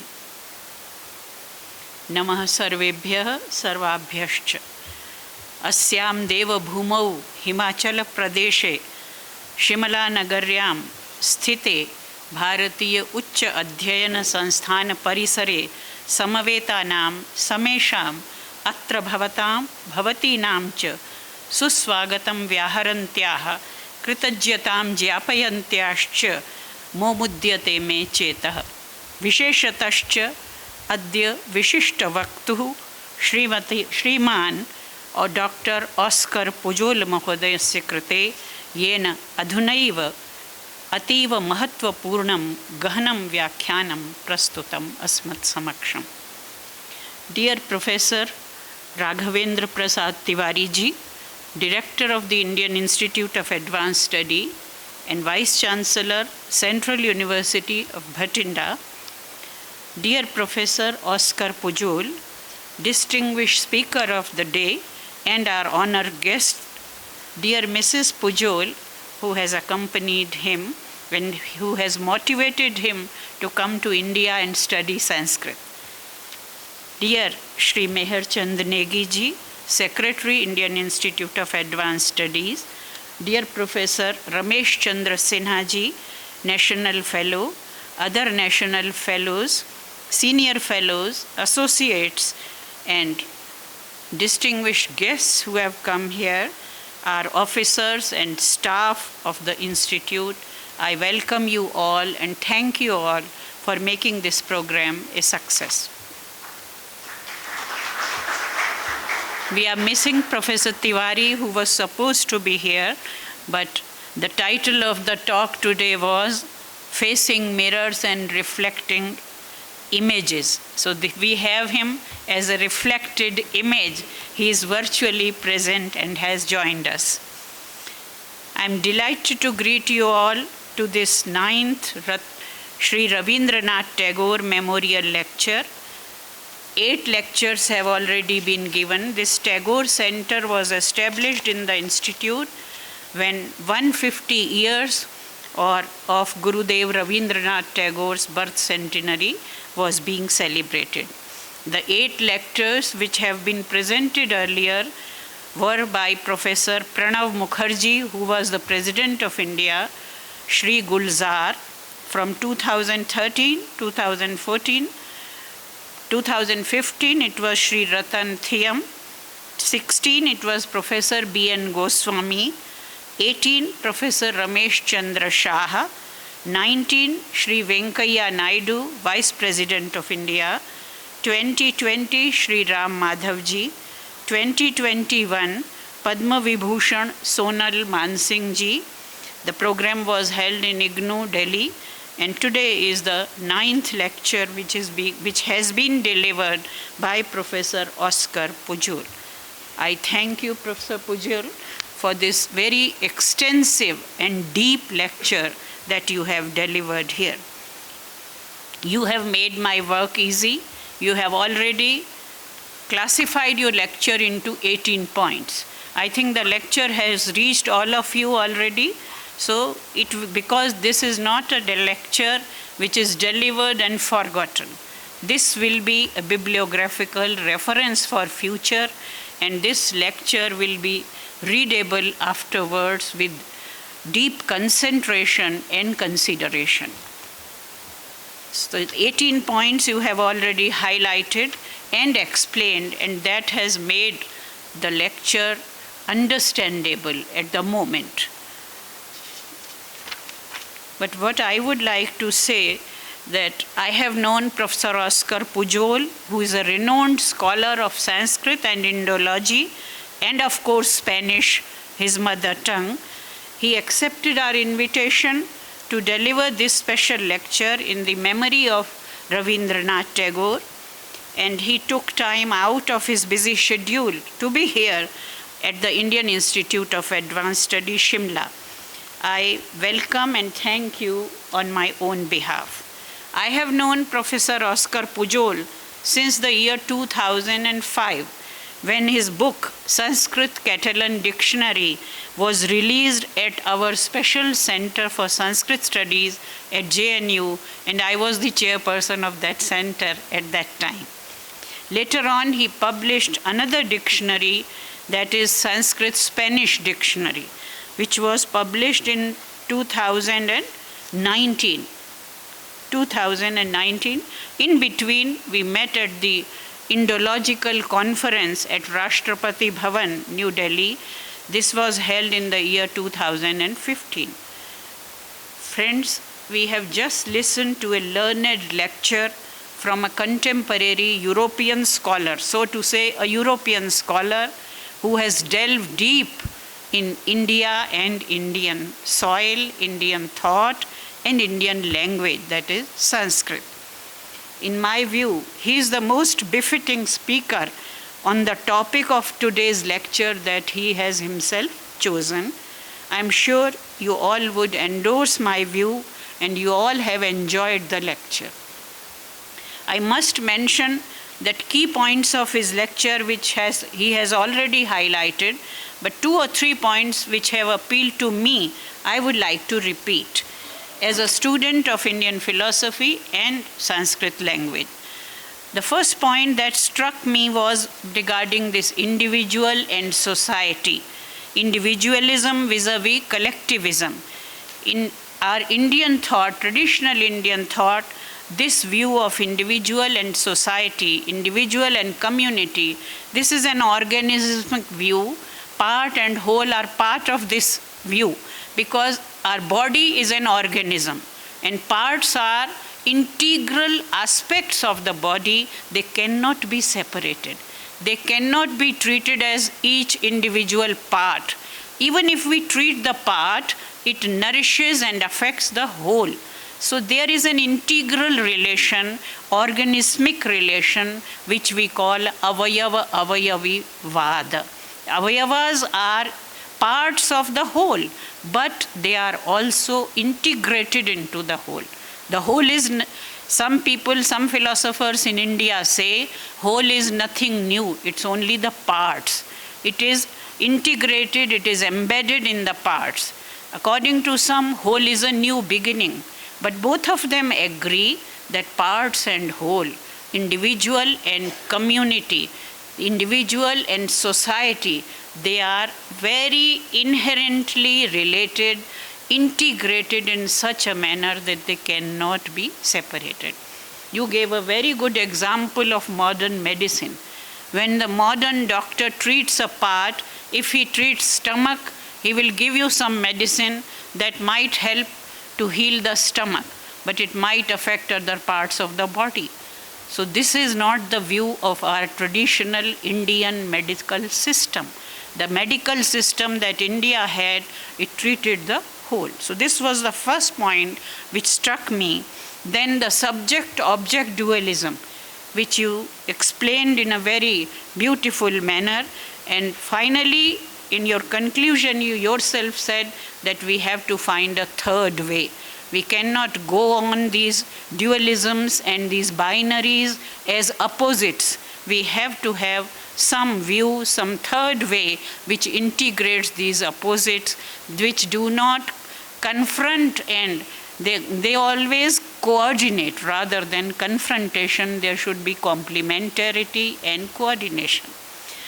Traditionally, the West, I would like to quote one of your statements which struck me very much. This was that traditionally the West came in search of India, but not the other way. India never went out in search of anything, or even in projection of its own heritage. India never went out. People came here in search of the wealth and the treasure, but modern India has certainly taken an active interest in the West. But this has only happened after colonization. Colonization has had its bad effects on our mindset, and the mindsets that were traditionally so glorious about their heritage, they changed a bit, but only for a temporary period.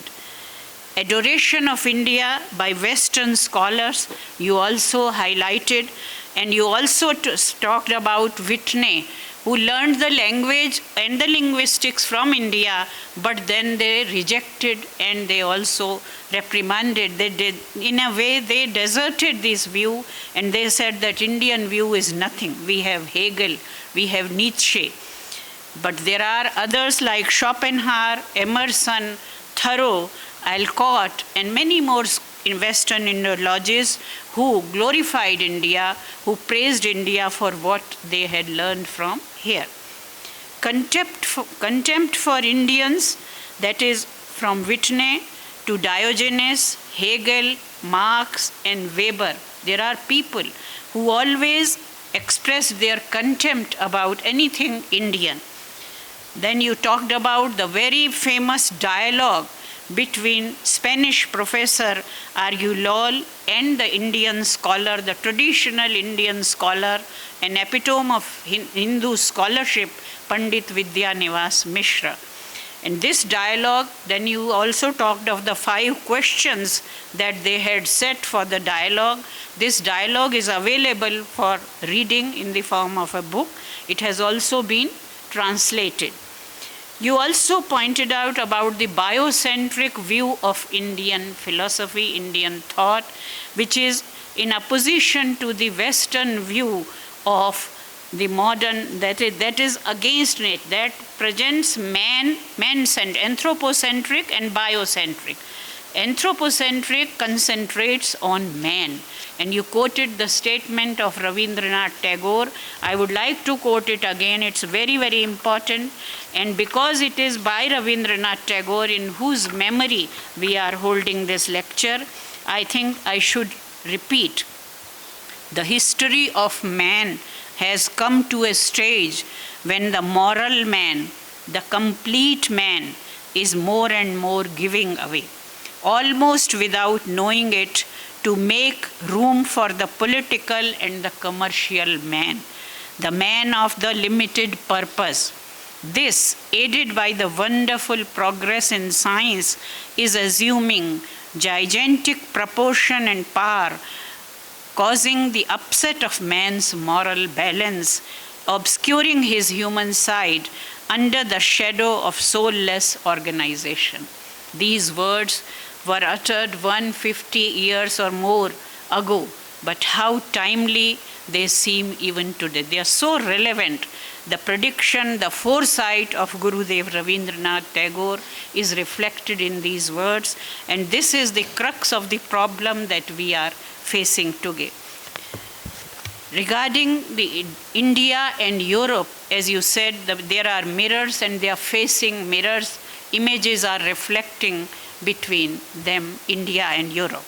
I would like to quote from the book India and Europe by late Professor Wilhelm Halbfass. This book was published in the year 1988. And I have known Professor Halbfass as a scholar of Indian thought. He has also written a book on Vaisheshika, on being and what there is, Ontology of Classical Vaisheshika, of which I am also a student of Vaisheshika. I quote Halbfass regarding India and Europe.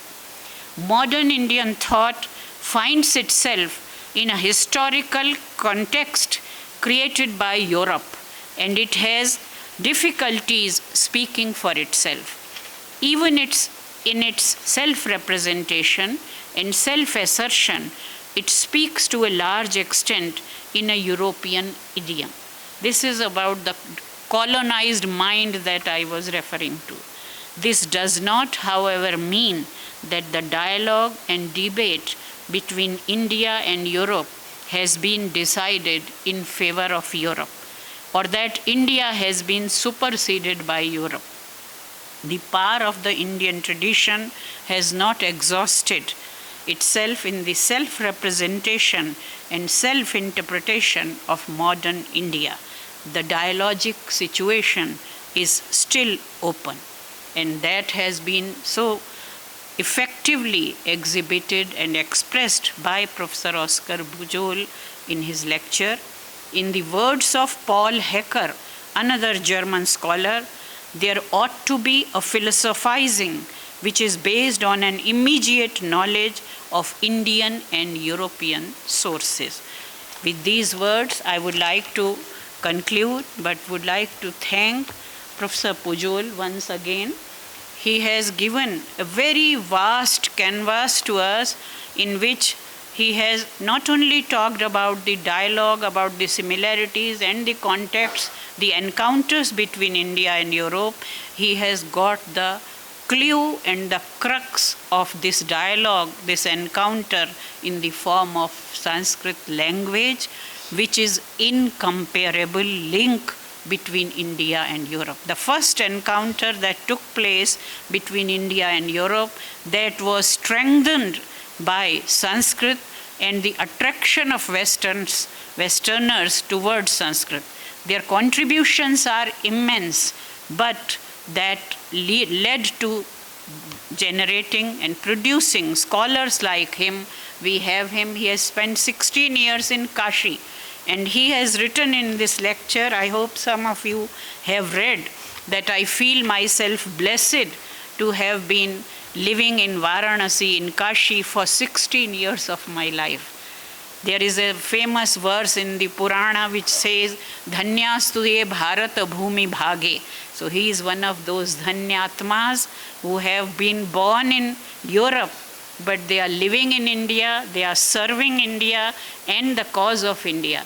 I would request you, Professor Pujol, you have produced 2 dictionaries, Sanskrit Catalan and Sanskrit Spanish, and you have lamented, and we also lament, that after Monier Williams, 125 years, there is no Indian dictionary. No Indian has produced Sanskrit English dictionary. So I think, as I told you, this is your Rishi Rina, your Guru Rina, that you should prepare, you should lead the project. You have given lot of points as takeaway points. I am giving you this responsibility that please you lead the project, and you can take assistance from, you can make your team, but this you please must begin this project of Sanskrit English dictionary, the Indian dictionary, to be used by Indians for future. Thanks once again. I thank one and all on behalf of the Indian Institute of Administration.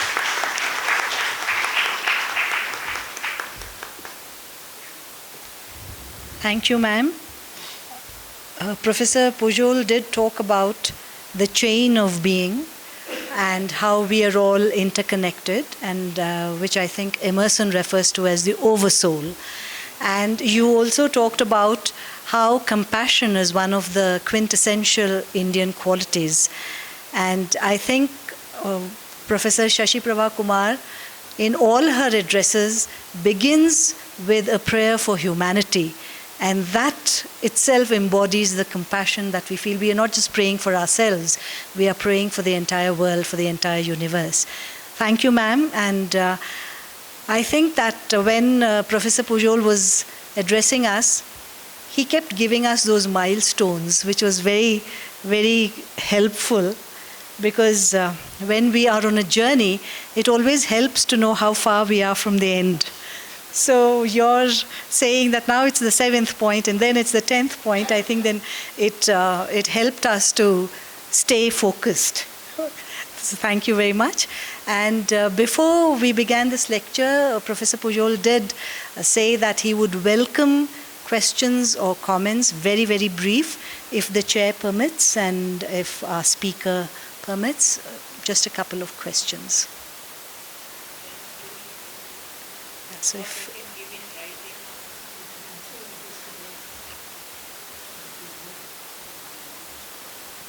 that's, yeah, okay. So I'd like to request the Secretary of the Indian Institute of Advanced Study, Shri Meherchand Negi ji, to express thanks on behalf of all of us.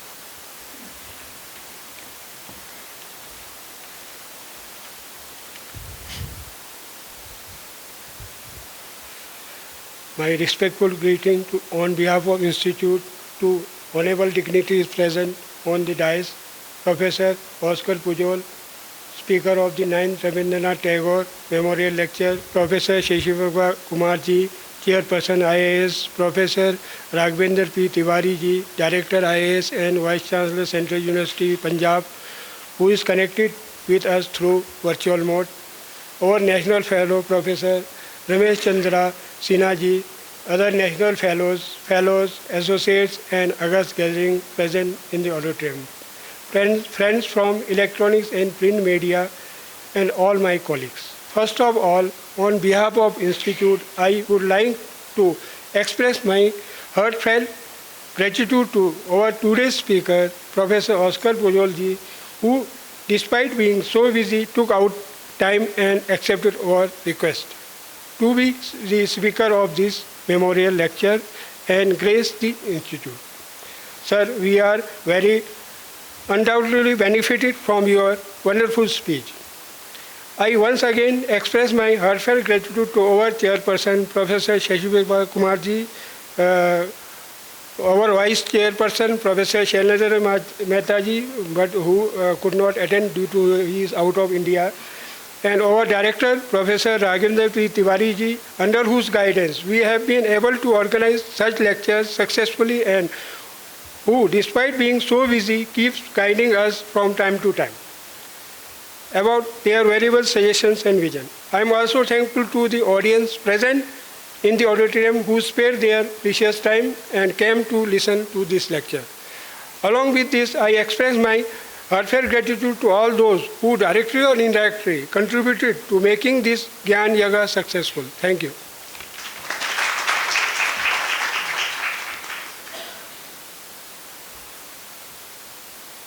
And to conclude this 9th Tagore Memorial Lecture by a very worthy interlocutor, I'd like to request all of you to please stand for the national anthem.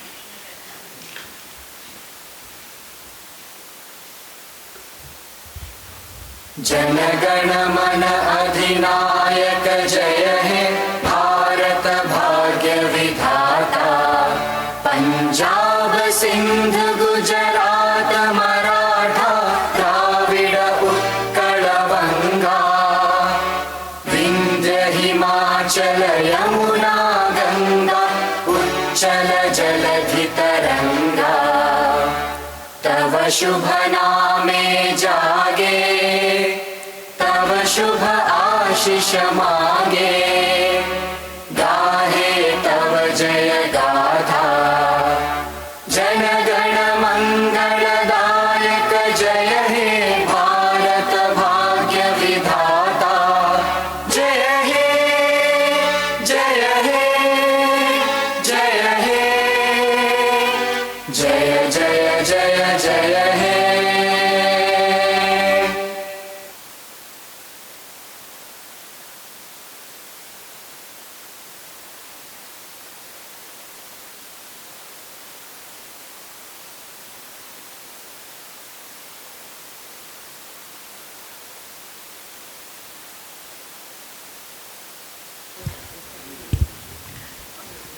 we all need to gather for the ritual photograph to commemorate this occasion.